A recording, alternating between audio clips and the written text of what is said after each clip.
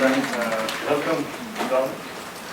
It's a pleasure to have Professor Dong Lai from the University of Cornell.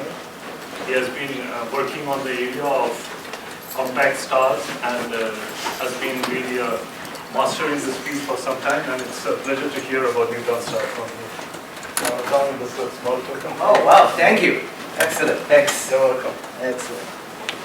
Thank you. It's a great pleasure to be here. I have long admired some of the work that you and Joanna are doing in the area of pulsar physics, very detailed, dedicated work. So it's a very pleasure to be here. So indeed, I want to tell you about the extreme astrophysics with neutron stars. So of course, in astrophysics, there are a lot of extremes in astrophysics. One of the appealing features of astrophysics, we do very extreme things, right? So for example, you have the most extreme energetic particles in astrophysics. We study this kind of thing. We study highest temperature in the universe, the best vacuum in the universe, the highest density, strongest magnetic fields, strongest gravity. We do all these fun extreme things. So today I'm going to focus on a particular class of compact objects. We call compact object neutron star. Okay. So to introduce you neutron star, I'm going to walk you through a thought experiment. Okay, a thought experiment. Okay, so the way to introduction to neutron star, what neutron stars are. So here is a diagram, mass and radius, right? Right. Earth is here, right? Radius is this is I think in the solar radius. It's a unit radius. Okay, unit solar radius. Okay, so Earth is a point here. So now I'm gradually adding mass to Earth, and I want you to imagine how this curve is going to, what's going to happen to this curve, right? So of course, all of you can answer. You add mass to it. As the mass increases, the radius will increase to the m to the 1/3 power. Okay, this you can derive. You should be able to derive it. Okay, the density is constant. Now, what may surprise you is that if you keep adding mass to it, at some point this curve will. Okay, this curve will turn over. Will not keep going on forever. At some point, this curve will turn over, right around the mass of Jupiter. The reason for this is that as you keep adding more and more mass, the self-gravity becomes stronger.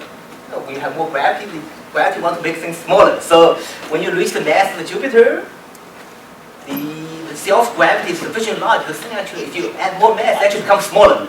That's actually may surprise you. Okay, right? And I have some equations here. I'm going to skip. If you really busy, ask me later. I can ask you this. All this can be derived from simple physics, quantum mechanics, simple electromagnetism. Okay.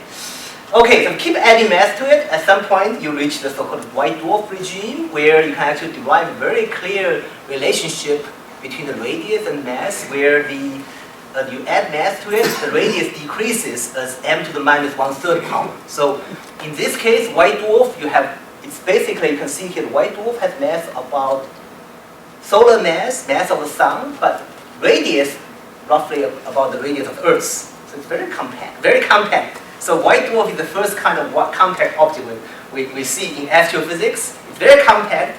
So what's happening here, you have a lot of gravity, a lot of mass packed in a very small region, so self-gravity is very strong, right? So what's supporting it against gravity? In this case, in the case of white dwarf, what's supporting this white dwarf against gravity is this quantum mechanical pressure, zero-point energy, so-called degeneracy pressure, right? The electrons keep moving, even at very low temperatures, moving, and that moving manifests as the pressure is supporting it against gravity. So the quantum mechanics, degeneracy pressure, is supporting the white dwarf against gravity.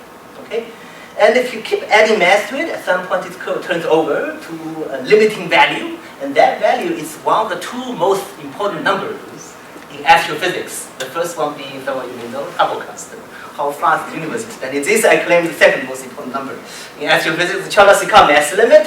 So, namely, at some point this mass has reached the limit. You cannot go beyond that, right? The reason for this is that, as I said, white dwarf has a lot of gravity. It's being supported against gravity by this zero-point motion, right?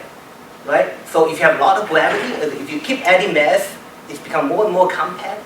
You have more gravity, but so you have to speed up the electrons to make it, to support it. But of course, we know special relativity.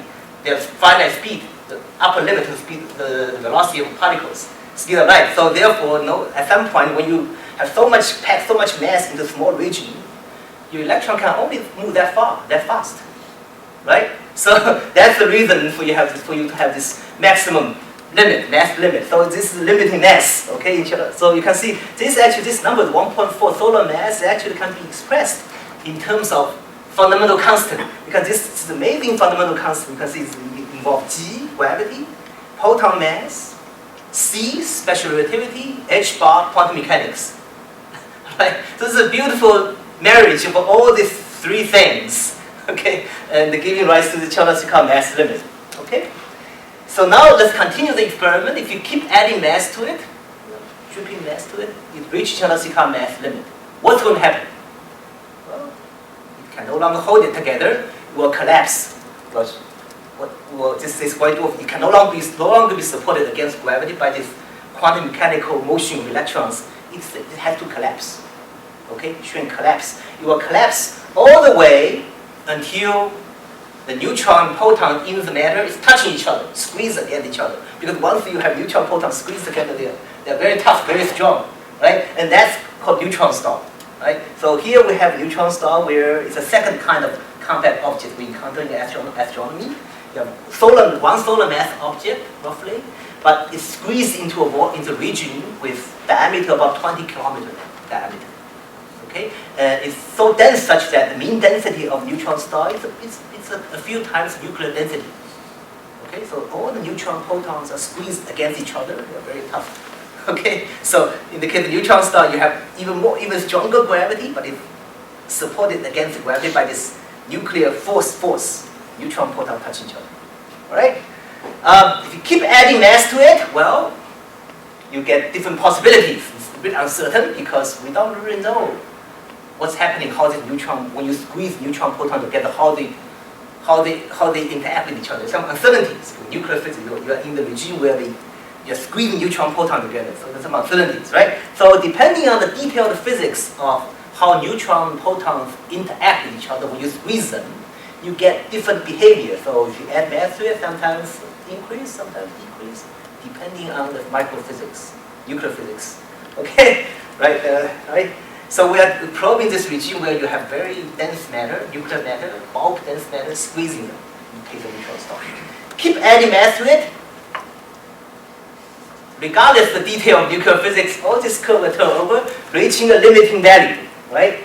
The actual value of this maximum limits depending on the nuclear physics. Right? So some nuclear physics will give you maximum mass about 2 solar mass, some may give you 2.5 solar mass. Right? And okay. So what I'm saying here, if you pack so much mass to it, because neutrons are so compact, so gravity is so strong, even nuclear forces cannot support it at that point. If you pack so much mass to it. Okay? So this is my cartoon, but people actually calculate this kind of things. Professional nuclear physicists actually calculate this kind of thing. You can see here is the actual mass radius diagram. I mean, it's inverted from my version, but it's really the same thing. You can see all these different complicated curves represent different assumptions about how neutron and protons interact with each other. Right? So there are a wide range of theoretical models how neutron and proton interact with each other. Right, so so that will give you a different prediction of how the mass and radius depend on each other. Right, but regardless of how uncertainty in nuclear physics, all this curve had a maximum value. You can see, right? And this particular model predict the maximum mass of neutron star is 1.4 solar mass. You cannot have more, but if you use different nuclear physics model, you will get maximum mass about 2.2. Right? So you can see this is where if you actually observe, be able to measure the mass and radius of neutron star, you can in principle constrain the nuclear physics of nuclear matter, strongly interacting with nuclear matter, right? Right? And in fact, people are doing that. Astrophysicists have been doing this for the last 10, 20 years or so. They will continue to do so in the coming decades. Actually, a new experiment ongoing. I'm not going to talk about it. People are trying to do this kind of thing. Okay, so let's continue. Well, you can naturally, given that they are the maximum mass for neutron star, So if you keep adding mass to it, you can ask, what's going to happen? What's going to happen to that mass? Well, it's going to collapse. If the mass exceeds its maximum mass, it will collapse. Even nuclear force cannot support it. This thing will collapse all the way to black hole. And black hole is the third kind of what we call compact object that we encounter in astrophysics. Okay. Now I'm not going to talk about black hole in this lecture. So let's see. So the inventory when astronomers talk about compact objects, we're talking about white dwarf, neutron star, black holes. They are very compact, right, to various degrees. Okay, so that's my thought experiment. Okay, so starting with a rock, gradually adding mass to it, we get white dwarf, neutron star, black hole. And of course, in reality, in real astrophysical universe, this is not how you form neutron star and black hole, right? So I need to tell you a little bit how you form neutron star and black hole, just quickly, right? For just make sure it's a complete picture, right? So what we think is that this white dwarf is a result of stellar evolution. All these compact objects are the remnant of stellar evolution. So if you have a star with mass less than 8 solar mass, like our own sun, right? It's 1 solar mass. Eventually, after it runs out of the nuclear fuel, the central portion of the sun will eventually collapse to become white dwarf. So our sun, that's the fate of our own sun after some billion years. Okay, no need to worry yet, but that eventually at least portion of the sun will become white dwarf. Okay, and neutron star, it's a remnant of a more massive stars. Namely, if you have a star with mass greater than 8 solar mass, 20 solar mass, for example. This massive star eventually, the central portion of the massive star will eventually become a neutron star, collapse to form a neutron star. Okay? It's doing this in a spectacular way. When before it dies, it becomes a neutron star, it explodes, the whole star explodes, making a supernova. And this, of course, is another completely different topic that I don't want to go into, right? So massive star dies in a spectacular way by giving out explosion and showing off itself, and then the central portion becomes a neutron star. And black hole, we think they form from even more massive stars. The central portion, the more massive, they become black hole. Okay, so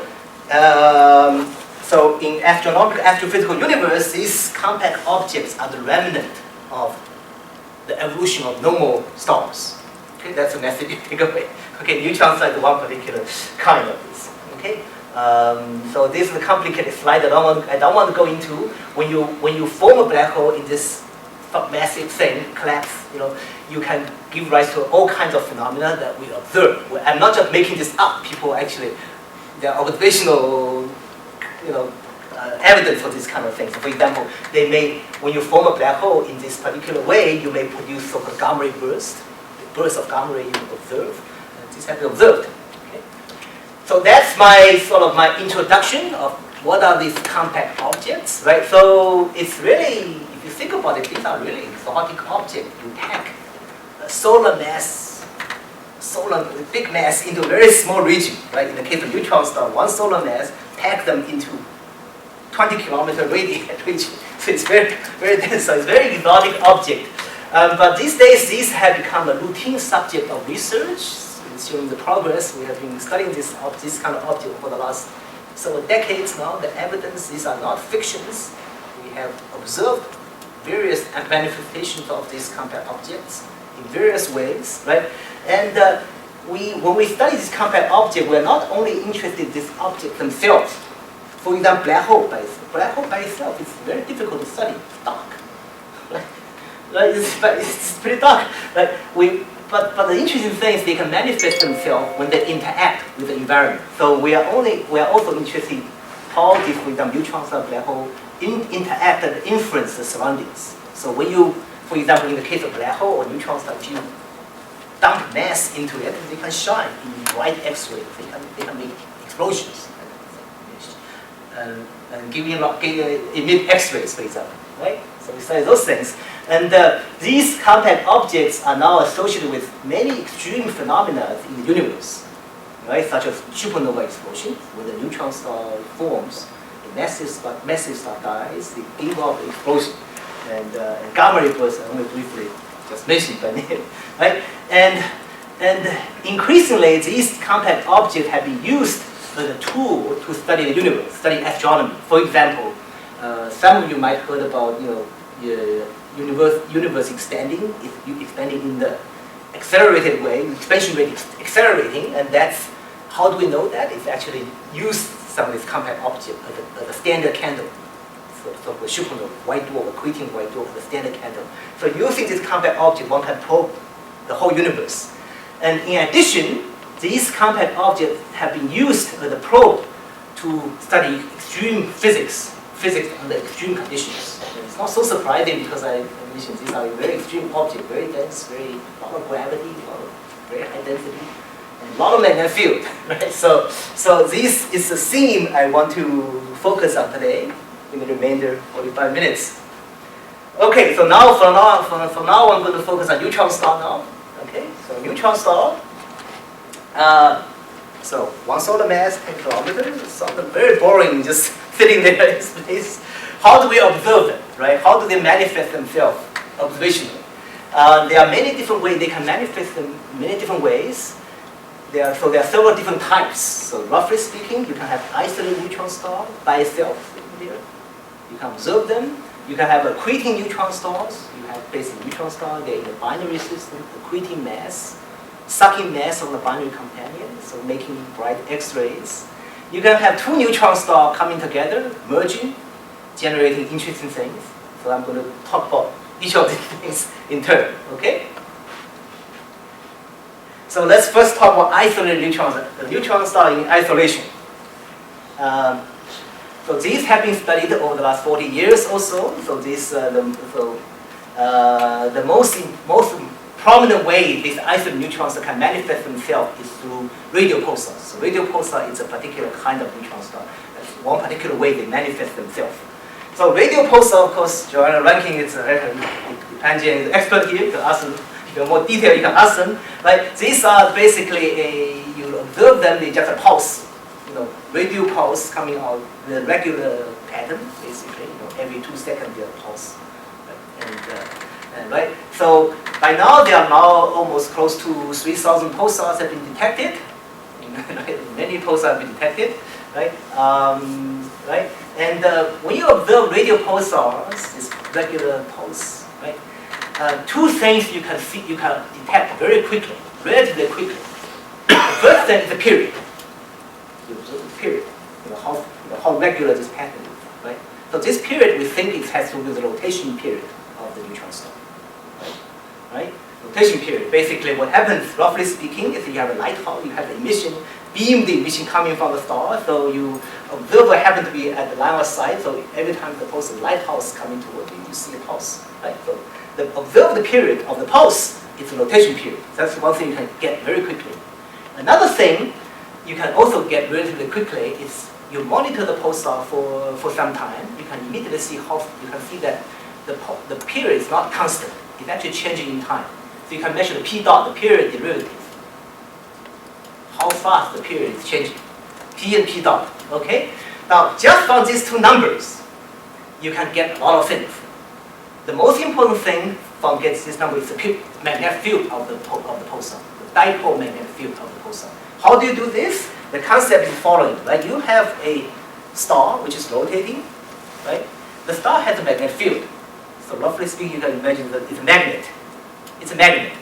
You have a rotating magnet. Well, the combination of rotation and magnetic field give you magnetic dipole radiation, right? So if you assume this spin down, the p dot, is due to radiation of magnetic dipole radiation, then you can immediately infer how strong the magnet is, right? What's the field, dipole magnetic field of pulsar is. Assuming that you know the mass of the neutron star, you know the radius of the neutron star. We don't really know, of course. We don't know the mass. We don't know the radius, but we have a rough idea. It's about one solar mass. It's about 10 kilometer radius. So it's more or less in order of magnitude, right?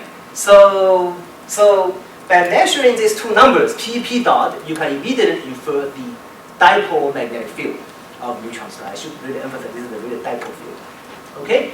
And so what you find is that most pulsars have a B field in this range, 10 to the 12 to 10 to the 13 Gauss. Now how big this is, to give you an idea how big is this, the magnetic field that on the Earth's surface that drives your compass is about 1 Gauss. Okay, this is kind of tall. And if you put a magnet on your refrigerator door, that kind of magnet is about 100 Gauss. Okay, so this is many other magnets larger than that. Okay, to tell you how extreme magnetic field we're dealing with. Okay, so these are most of the pulsars have this kind of field. There are the small portion of the pulsar, minority of pulsars, so for millisecond pulsar, they rotate much faster. The spin period, rotation period is about milliseconds, a few milliseconds. They have much lower field, 10 to the 8 to 10 to the 9 Gauss. High and low is relative, right? They are pretty high by our standard. Okay, and okay, so it's still pretty large. And then in the last 10 years also, there is another population of pulsars now here.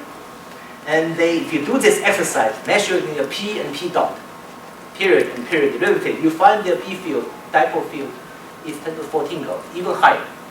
It's very high P field.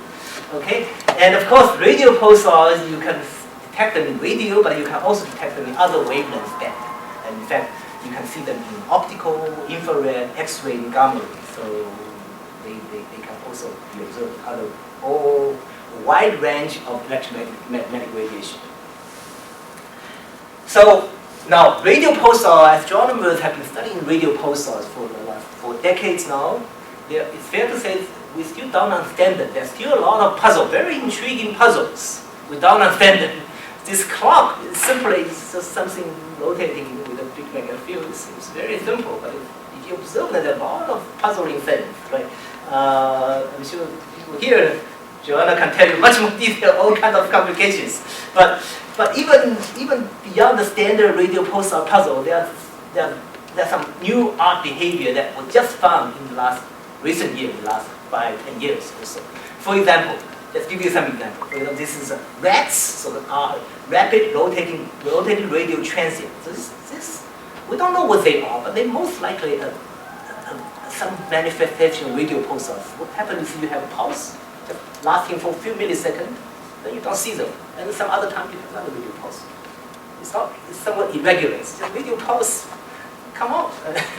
If you do careful data analysis of this pulse arrival time, you can decipher the internal period, underlying periodicity of this radio pulse. Okay, so we think this also somehow is related to the pulsar phenomena.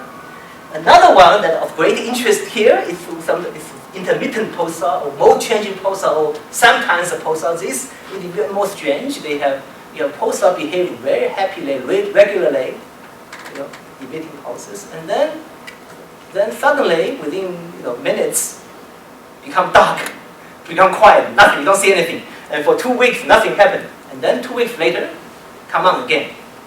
What the heck is going on? Very strange. This intermittency is very strange. Okay, so it's a temperamental pulsar just happening here, and then you go quiet. Something going on. We don't understand what's going on. Okay, and of course, in the summer, if you pay attention to the news, there's the fast radio bursts. This is another thing that is happening now. Just in the last 2 years, there's a lot of news. If you pay attention, a lot of news happened in the something happened last month actually.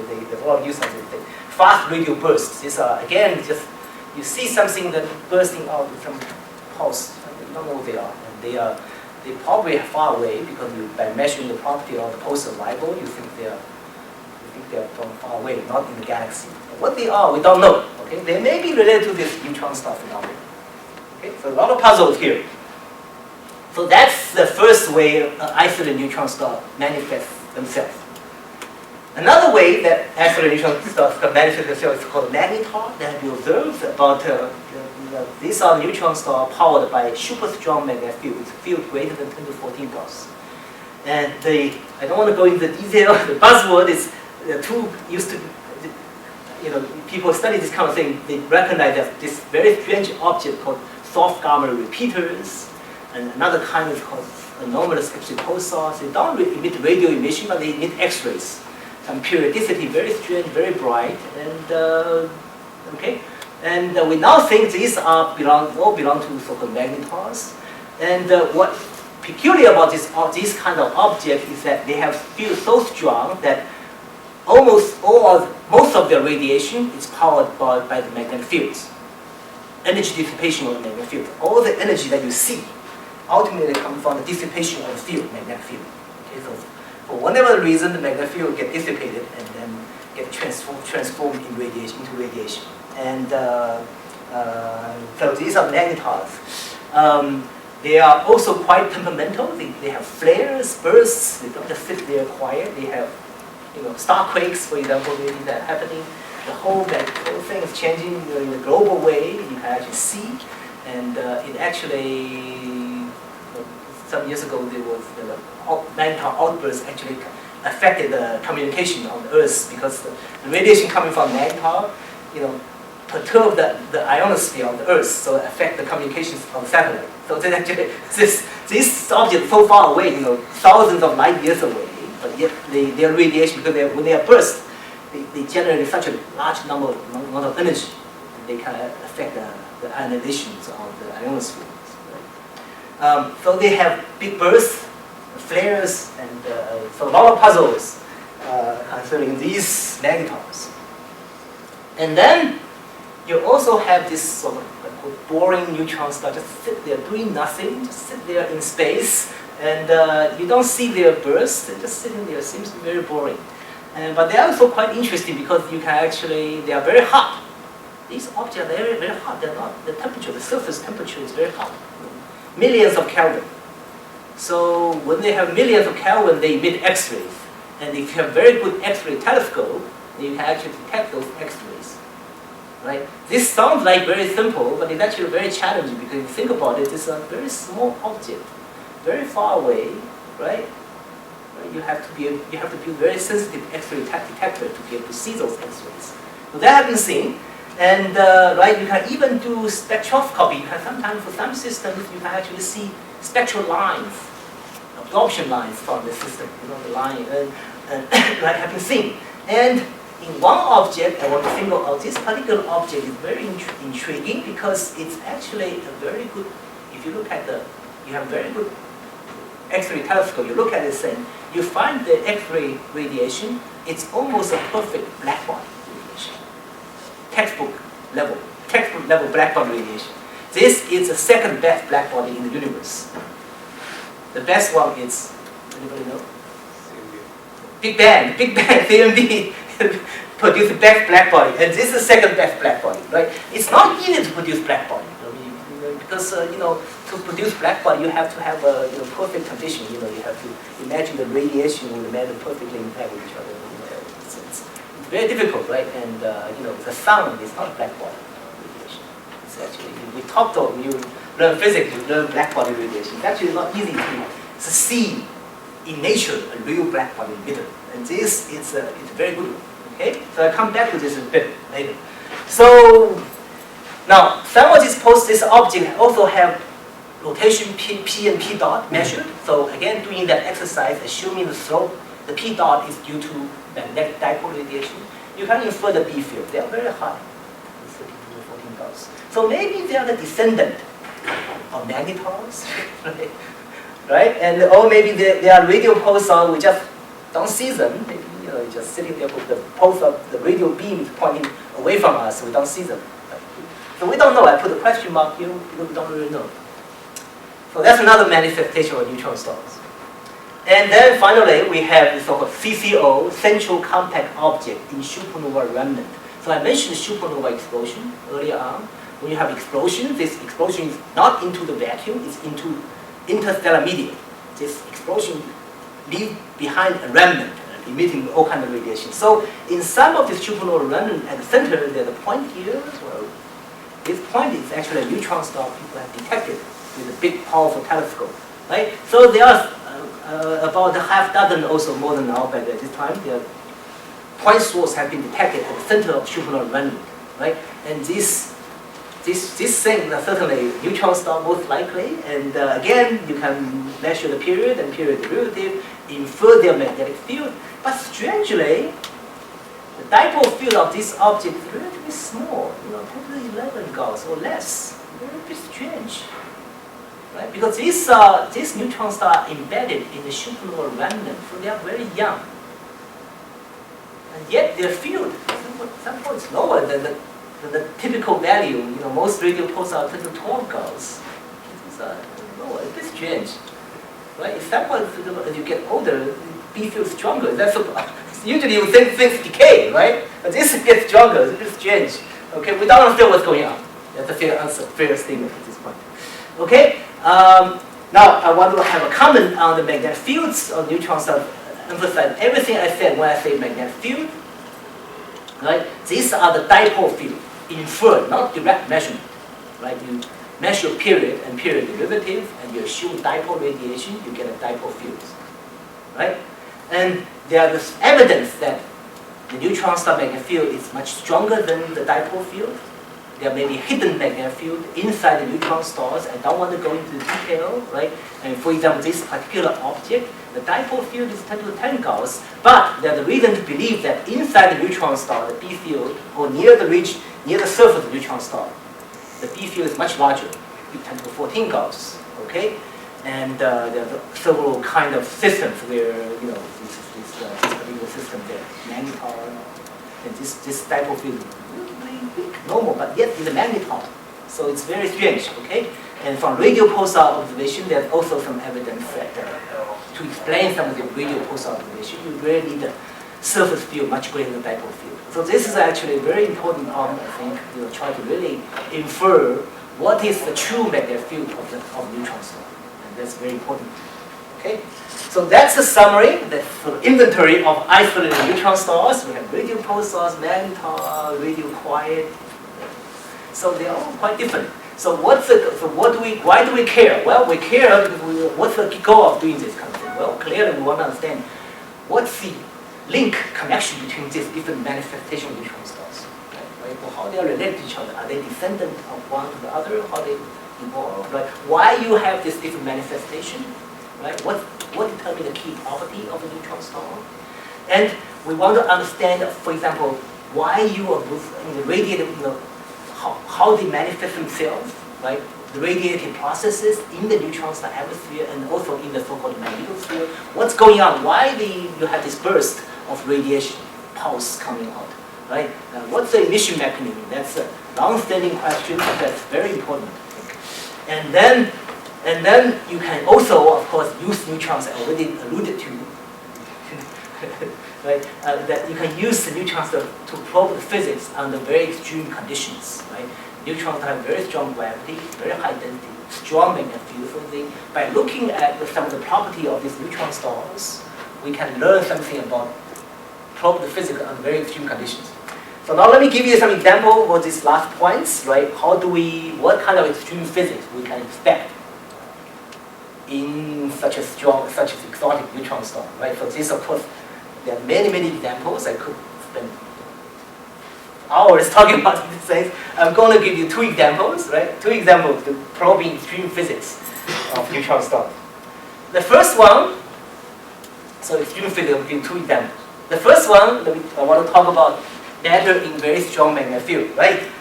So we have such a strong magnetic fields. What's the behavior of matter on a neutron star? Now, you say, well, neutron star, they have nuclear density, very high density, nuclear physics play important role. But remember, it's true in the central region, the density is very high, or the bulk region is high, but near the surface, density is low, right? When you go to the surface, density is quite low. So you have matter there also, right? You could have atoms, right?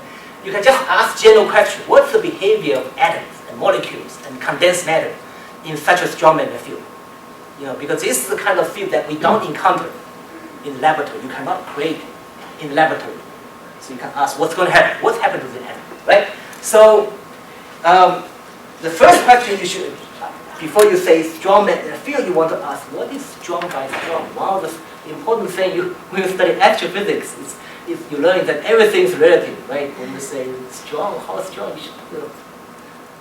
How strong is strong? By what standard, right? So when you study atomic physics, property of matter, the energy scale you're dealing with is the Bohr energy, E squared over Bohr radius, Rydberg basically. E squared over Bohr radius. That's the scale for atomic physics, right? All the energy level atoms, condensed matter, that have this energy scale, right? E squared over Bohr radius. So 2 Rydberg, 2 times 13.6 electron volt, right? So when you have magnetic fields, the energy scale you're dealing with is so-called a cyclotron energy. What this is that when you put an electron in the magnetic field, it has gyration, classical electromagnetism, and gyration that's called a cyclotron energy, right? When you quantize that motion, when you put in quantum mechanics, that gyration is quantized. It's called Landau level, and that gives you the energy scale h bar times the gyro radius. Okay, so that's the energy scale associated with the magnetic field. Okay, so when we say how strong is strong, if you want to study, to what extent B field affect atomic structure, this is a critical field you're dealing with, right? So equating the cyclotron energy to the Bohr energy, atomic energy, gave you a critical field, right? So what it says is that if you have B field much less than this, then the Coulomb force inside the atom is dominant, right? Magnetic force is a perturbation. So you can do Zeeman effect, Zeeman splitting. If you study atomic physics, you learn Zeeman splitting, right? You can do Zeeman splitting, that kind of things. In the regime when B is much less than B0, right? So everything you learn in textbook atomic physics is Zeeman splitting if you are in a weak field regime, in the sense that B is less than this critical level. Now, in neutron star, I just told you the B field typically is 10 to the 12 Gauss or higher. So we are in the opposite regime, right? That's what B is much greater than B0. So in that regime, you cannot do Zeeman splitting, right? Because the B field magnetic force is not a perturbation. In other words, if you put an electron beside a proton, the magnetic force acting on the electron due to the external field is much greater than the Coulomb force. So you should do the other thing. The Coulomb force is a perturbation, right? It's the other way, right? So not surprisingly, in such a strong field regime, this regime, the property of matter will be very different from the zero field case. This is orbital field, right? Sorry? This is orbital component of the field, right? I didn't understand why you distinguish between Zeeman and strong field, right? Yeah, what I'm saying, when you do, Zeeman also. all I'm saying is, when you learn It depends what it's coupled to. Yeah. That's right, yes. All I'm saying is when you do atomic physics, you probably learn Zeeman split, you have atomic energy level, you have add a small field, you have splitting. All that language is based on perturbative theory, thinking the B field as small perturbation. That's right, right? The orbital and spin splitting coexist at the same time. Right? That's right, spin also, yes. The spin part, when your B field is small, the spin energy is also small, right? But here we are in the opposite regime, where the B field is much larger, right? Okay?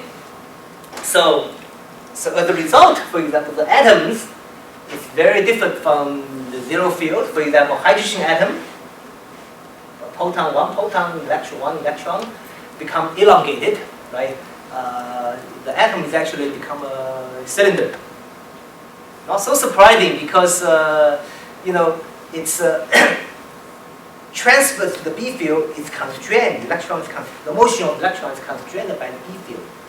It cannot move a lot. It's just confined by the B field. But along the field direction, it's constrained by the weaker Coulomb field. So it's elongated. So the whole thing is very squeezed into very become cylinder, right? And then become elongated, right? And so if you do calculate this, you find that the B field, the binding energy of the hydrogen atom, increases as log of B. This little b is B divided by B, the critical matter. Increases this way, right? For example, the ground state hydrogen atom energy, binding energy, become 160 electron volt. We have 10 to 12 Gauss as opposed to 13.6 electron volt, right? 13.6, right? If you go to 10 to 14 Gauss, the binding energy of hydrogen atom in the ground state become half keV.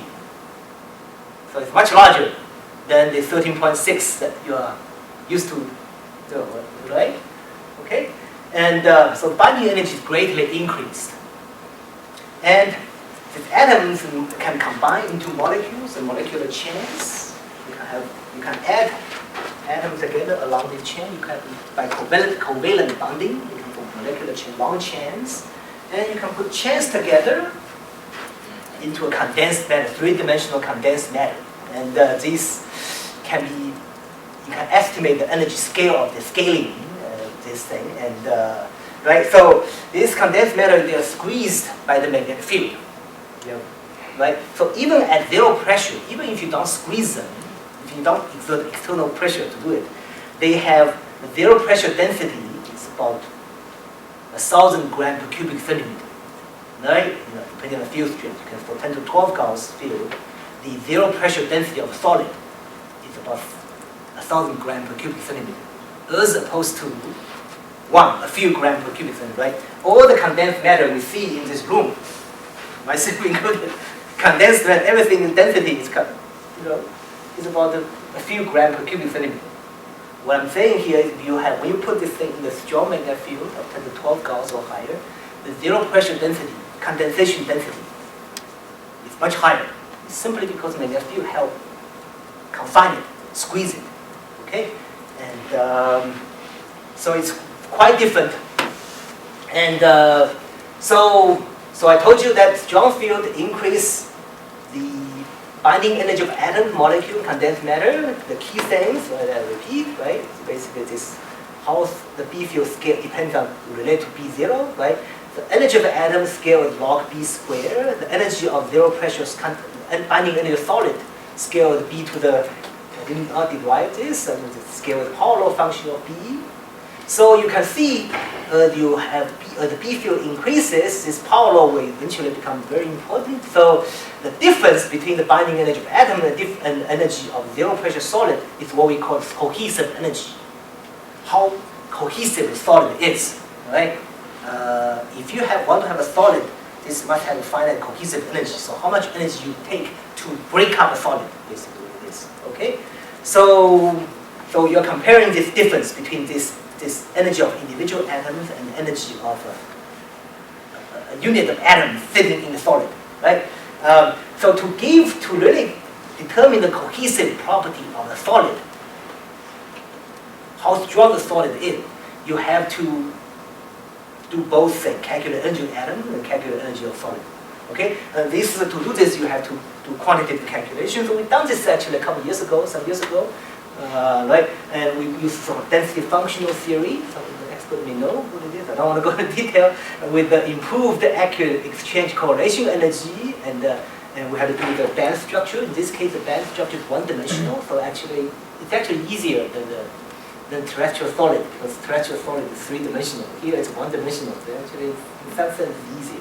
It's more exotic, but actually it's somewhat easier. Okay, so with some serious condensed matter physics calculation. So here's the result, right? We find is that the cohesive energy is a function of field strength, right? For example, for iron, this iron, right? Solid line, you see, the cohesive energy become a KeV. At 10 to the 13 Gauss, it's KeV.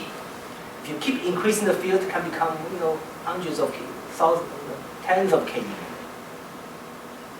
By contrast, the cohesive energy of the normal solid in terrestrial, on Earth, it's about one electron volt, a fraction of electron volt, a few electron volts. So here we're dealing with the cohesive energy of kilo electron volts or higher, depending on the field strength.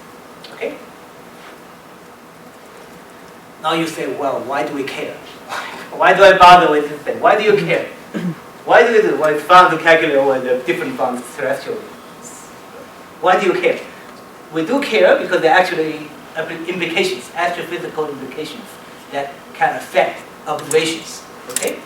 So let me give an example. The first example is that I mentioned earlier that one particular neutron star, I mentioned earlier, this one, had the perfect second best black body in the universe. I told you that it's very difficult to, in a normal star, with atmosphere, like the sun, the Earth has atmosphere. The emission, radiation from the sun or from Earth is not black body, it has all these bumps, wiggles, right? But these neutrons are very clean, it's a perfect black body. So what's happening? So one possibility is that these neutron stars happen to be very cold and also have very strong magnetic field. So all the outermost layer of the star is all condensed into a shiny solid, all condensed, no gas above it. Just bare bare, shiny metal. Okay, and right, despite the fact that the temperature is 10 to the 6 Kelvin, but the B field is very high, so it's all condensed, right? So okay, so that if you have radiation for a condensed material, it turns out you can make such a condensed material can make a almost perfect. Under some conditions, you can make a very good black body emission. Okay, so this maybe you have a condensation may help explain this almost perfect black body radiation of this particular object. Okay. Another implication, why do we care about this condensation? It has to do with the complicated problem of pulsar radiation. So pulsar, I told you earlier, emit radio waves, right? Now it's a very complicated process, but roughly speaking, to emit radio waves, you have to have particle acceleration. You have the particle get accelerated to very high energy, they can emit radio waves, right? And you have to have a so-called magnetosphere outside the neutron star, and some reason they get accelerated, particle get accelerated, and right, and emitting beam of radiation. This is a very simplified picture because we don't have time to go into this, right? This, how do you accelerate this? It turns out, where and how this particle accelerated in this magnetosphere depends on this property of the surface, at least under some conditions, right?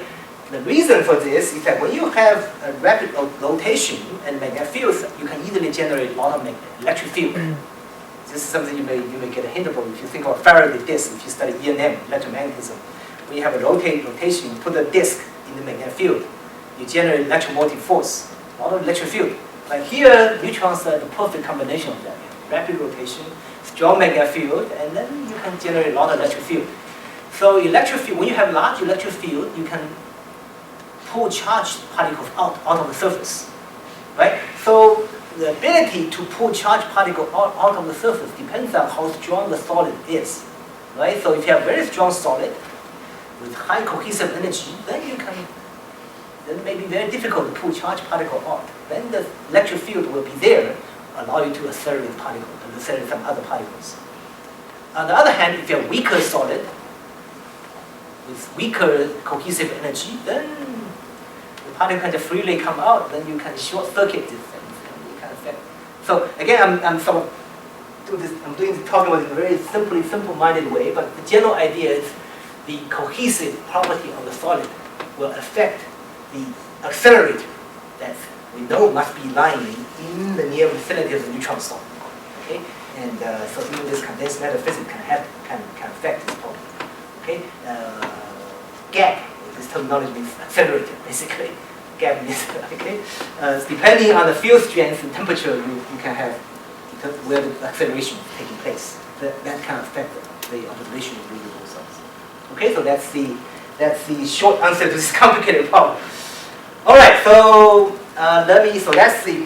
that's sort of the matter in very strong magnetic field. The bottom line here is that when you have such a strong magnetic field, right, the property of atoms, molecules, and condensed matter are very different from terrestrial situation, and we're doing this not just for fun. It is fun to study them, but they actually have real observational consequences.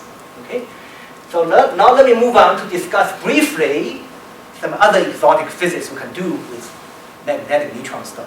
So quantum electrodynamical processes in very strong magnetic field. We're dealing with very strong magnetic field, so you have some exotic processes that happen, right? So for example, in the presence of a very strong magnetic field, photon is unstable. Photon travel in the magnetic field, they can, under some conditions, will just decay into pairs, electron-positron pairs. This cannot happen if you don't have external field. A single photon just travels, is happily propagating forever. But if you have an external magnetic field, if you inject a photon into this magnetic field, into this external magnetic field, it can split into pairs. That's a QED process. Can only happen in strong magnetic field. And strong electric field too. Sorry? As well as in strong electric field. In strong electric field, I think that's true also, yes. I mean, if there is strong magnetic field, there is presumably strong electric field as well, is it true? Not quite, not actually, quite. Okay. because the electric field can be easily short out. Because one thing electric field, you can either pull charge particle from other place, you can short circuit it. So, okay, kind of what you supply, right? Magnetic field is very hard to short it out, actually. And another exotic thing, photon can split when you have very strong waves. Photon probably just become two, break up. Okay, this cannot happen when you have a weak field, when you don't have a magnetic field, right? This can only happen when you have strong field. And another thing is, the vacuum itself become what we call birefringent. Namely, it's become a crystal. Even when you have a pure vacuum, but if you have big field, vacuum itself become birefringent. Like it behave like crystal. Meaning that if you have photon propagating in that strong field, it has a finite index of refraction, anisotropic index of refraction. Right? So thinking about nonlinear optics here. Right? And this is another. What's happening here is that, right? This is a QED effect. The reason is that has to do with the fact that in QED, quantum electrodynamics, vacuum is not a true vacuum. It always created, there are always virtual particles constantly being created and annihilated, right? So normally it doesn't matter, photon propagating and creating virtual particle convert back to the photon. It doesn't matter. You don't see the effect. But if you have external magnetic field, these virtual particles have charge. The Lorentz force get affected by the B field, and therefore photon itself, when you convert, even temporarily convert into electron-positron pairs, will experience the magnetic field. It's a QED effect. Vacuum polarization. It's called vacuum polarization, vacuum birefringence. Okay, so vacuum, even when you have pure vacuum, if you have a magnetic field, photon propagating in it can be affected. Okay, and okay, so I'm going to skip this. This is a QED effect. There are some interesting phenomena. One can actually this kind of QED effect can manifest observationally if you try to study for example, in X-ray, the spectrum of neutron star and also the polarization of neutron star. Okay, and there are ongoing effort.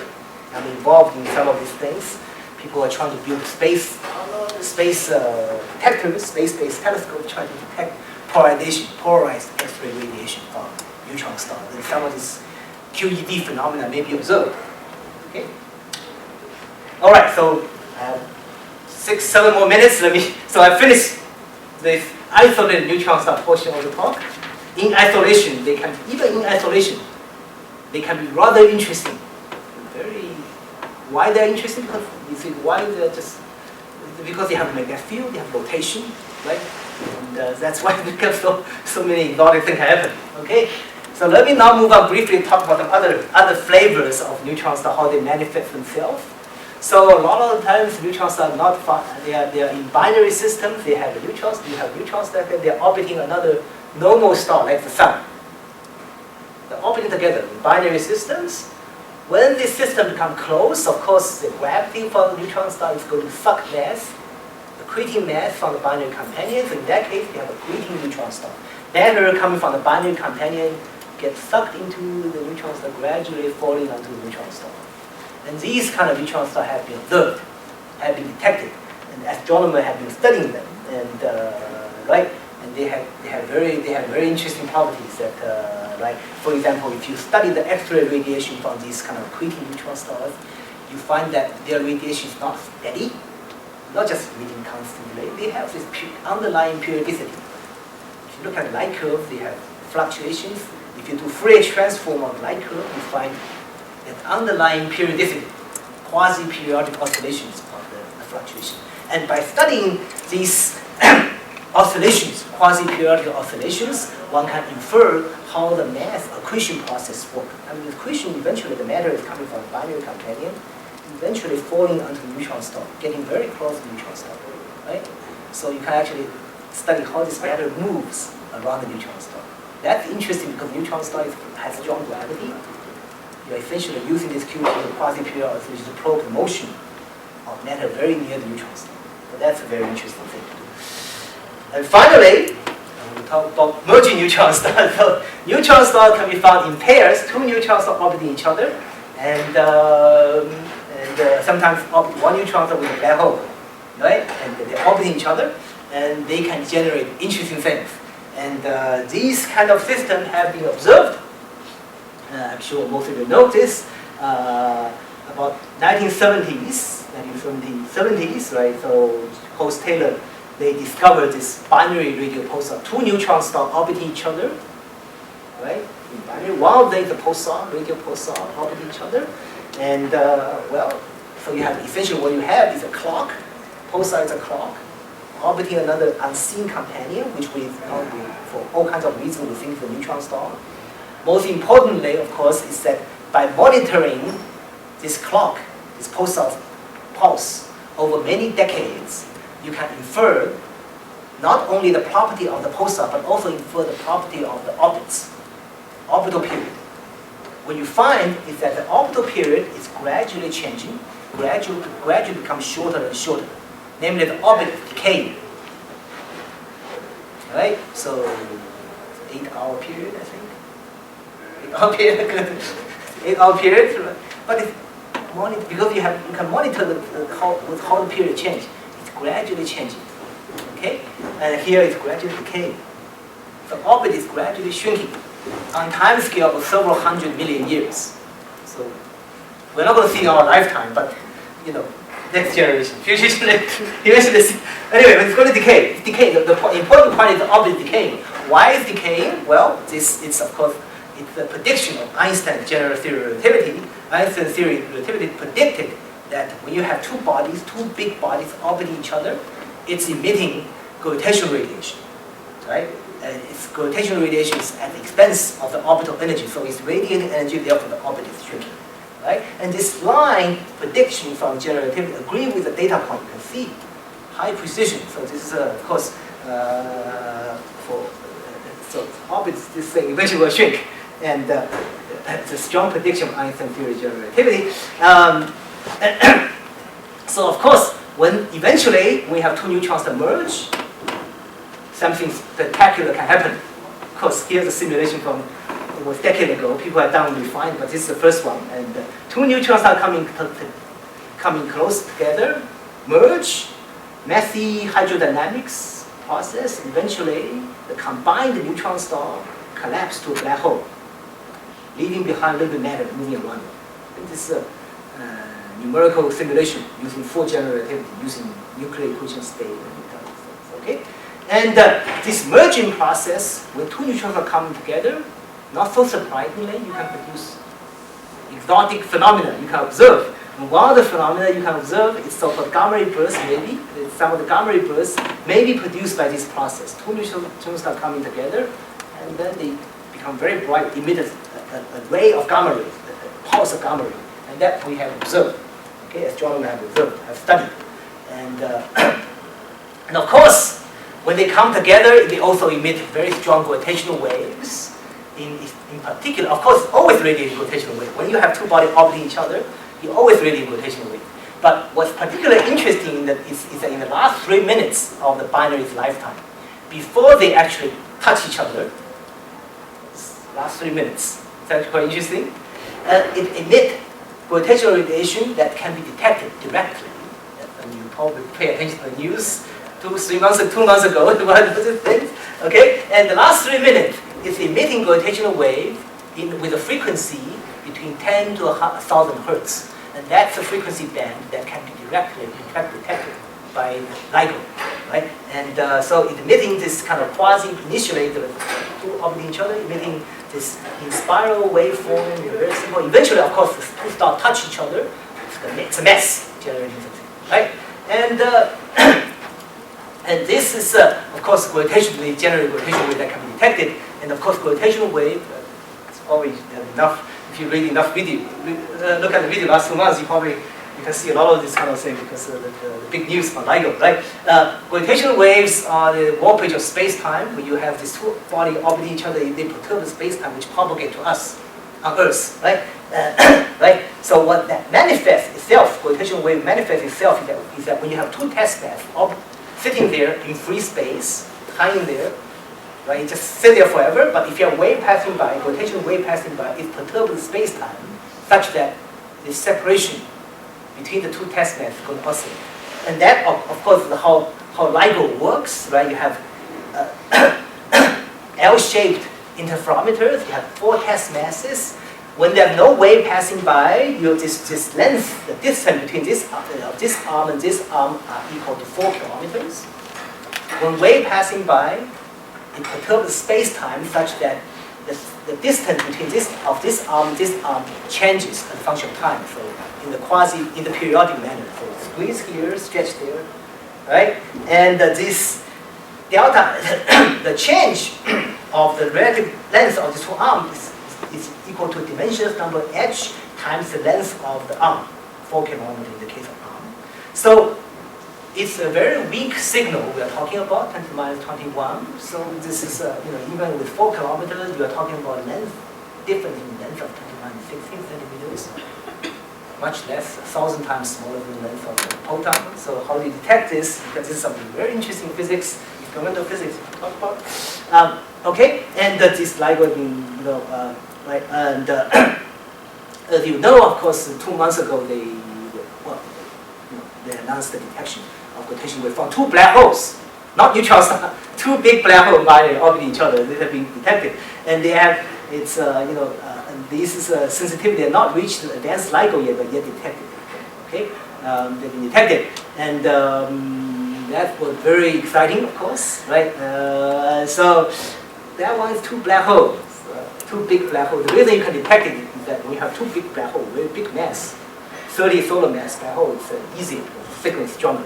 Neutron star only have 1.4 solar mass, 1 solar mass. So it's you have to work harder to build more sensitive things. So the hope is that in the next few years, with when the advanced LIGO reach the full sensitivity, you can detect neutron star binary up to 200 megaparsec, and then you will be able to see neutron star merging or neutron star black hole merging. That would be very exciting because when you have 2 black holes merging together, the only thing you see is gravitational wave. It's 2 black holes, nothing else. But when you have neutron star involved, neutron star with a black hole coming together, the black hole, neutron star will be ripped apart, or tidally disrupted. And you violently disrupted, and neutron star or 2 neutrons collide with each other. Something dramatic can happen. See, you can heat up the matter. You can emit gamma ray radiation, electromagnetic radiation. You can actually do some real astronomy with it, right? So the hope is that this. Stay tuned. I think this should happen in the next 5 years, hopefully, detecting neutron star merger with the neutron star, with the non-neutron star, and or neutron star black hole merger. And finally, of course, going back to my theme that using neutron star to probe extreme physics, you can probe, for example, the property of neutron star using the disruption, tidal disruption. When neutron star get disrupted by the black hole, the property of nuclear matter is embedded in the gravitational wave signal. By looking at those properties, those signals, you can actually probe, give you another way to probe nuclear matter. Okay, and okay, that's my final slide. So I hope I have sort of give you some flavor of the kind of exotic things we're studying. A lot of fun, I think. Neutron star, white dwarf black hole, a lot of different things that are going on, right? To understand these things, these objects, this different manifestation of these different kind of things, we have to, we study all kinds of things, right? You can, neutron in particular, has become a very good laboratory to study physics under extreme conditions. Measuring the neutron star mass, radius, you can get the neutron star equation state, and you can study. I did not talk about some of these nuclear, how the neutron star cool, how they cool down over time, and they have important applications. So thank you. That's it.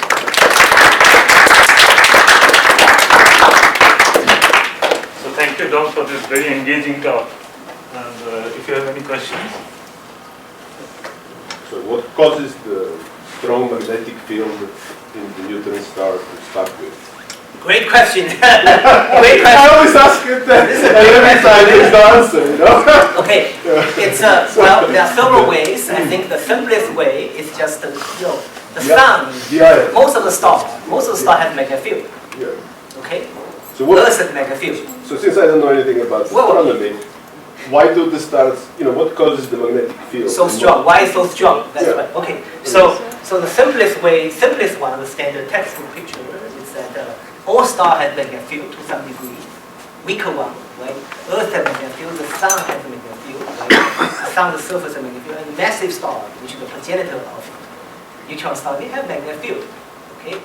And these objects, normal stars, they are very puffy, they are very big.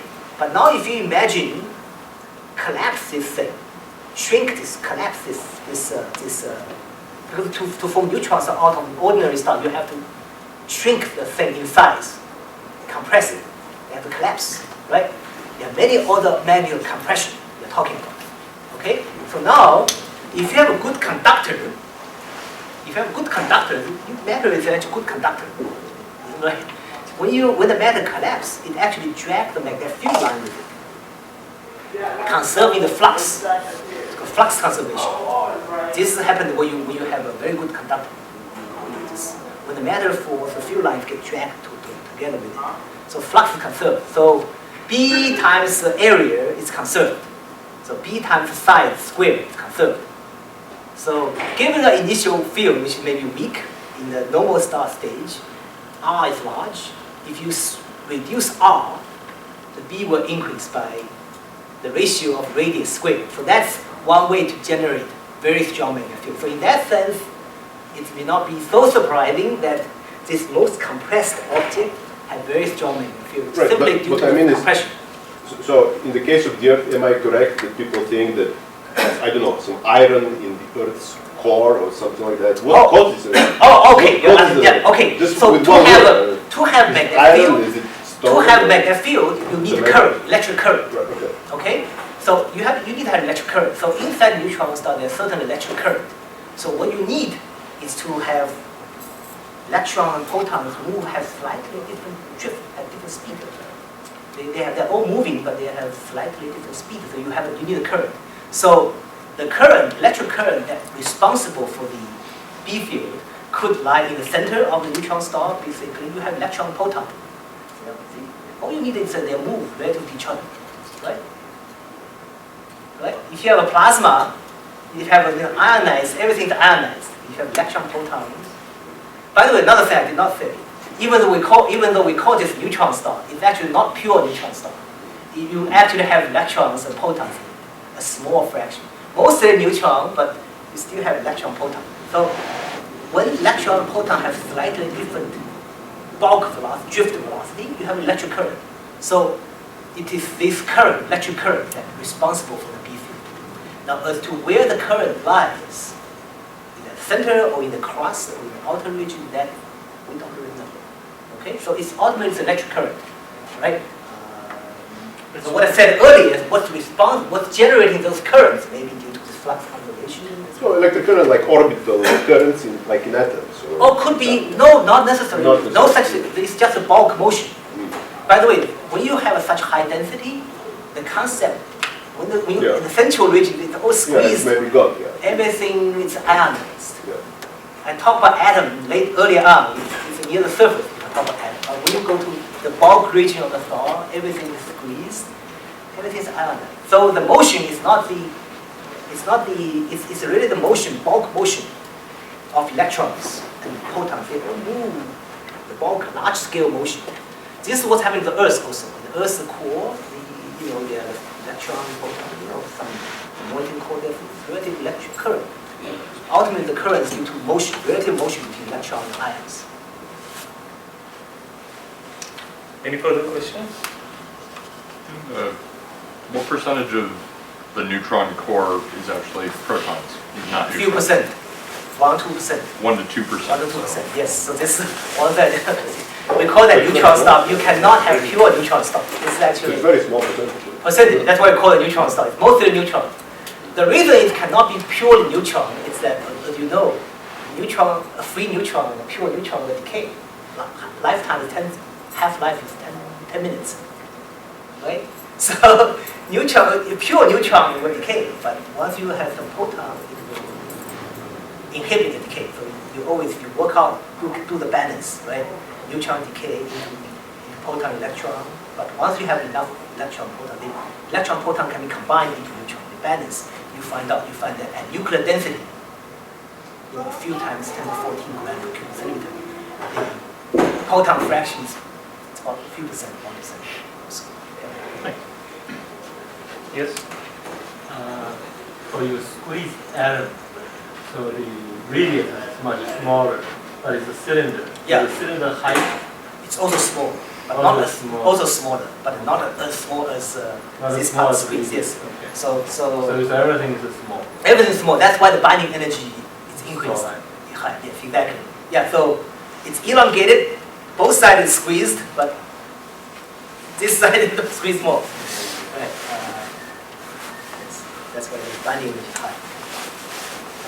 Any further questions? So if not, let's thank Dong Lai.